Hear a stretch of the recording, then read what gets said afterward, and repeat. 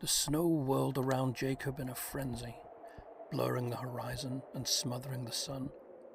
His footprints vanished with every gust, erased by the blizzard's cold fingers. He trudged forward, boots sinking into drifts, eyes searching for the comfort of firelight or shelter, neither of which could be too far now. Jacob's wife and young son were waiting in the cabin that had to be barely beyond sight by now. But in the tundra, comfort was an echo, faint and fading. Hunger gnawed at Jacob's belly, a steady ache that grew sharper with each hour. His body trembled, not only from the cold, but from the emptiness inside him, a hollow longing for warmth and food.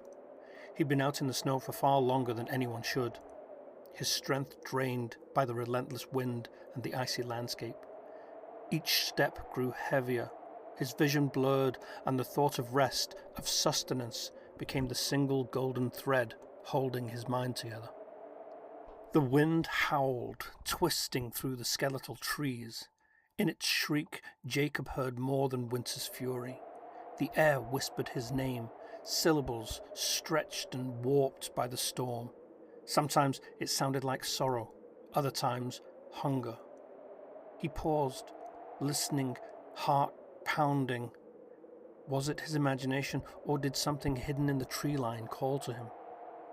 "The Wendigo Watches," he mouthed, the words bleeding into the wind. Every step he took felt watched. Shadows stretched from the edge of the forest, tall and thin, like fingers reaching for him.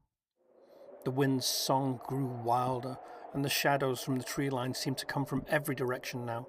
He was unable to tell which way was forward and which was back. Jacob strained to interpret its rhythm, a beckoning, a warning, a promise. It whistled a secret only he could hear. Join us. Feed. But now the wind carried more. A voice, ancient and cold, rode on the blizzard's breath. "Come in from the cold."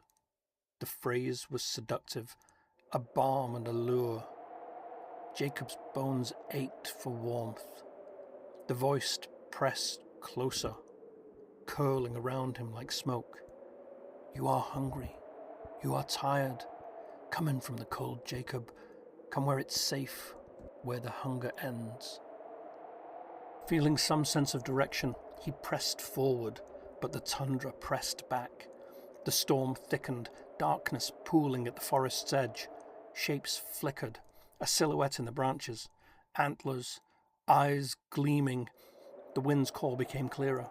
Jacob shivered, not from the cold, but from the feeling that the voice inside the wind wasn't only outside him.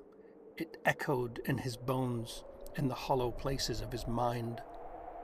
His breath came ragged, the air tasting of iron and frost. The wind whipped around him, chanting a name he'd forgotten was his own.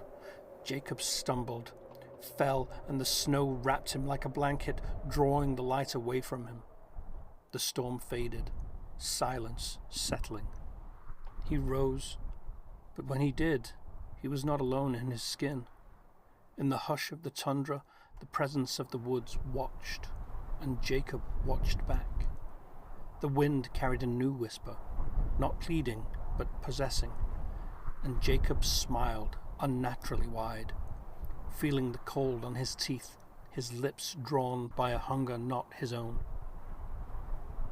From the tree line, the Wendigo, skin stretched thin, eyes hollow, smiled too. In the wind, Jacob heard the call again, but this time, no longer the whisper from a stranger. It was his own voice. The Wendigo watches, and now, so does he. And there's light up ahead.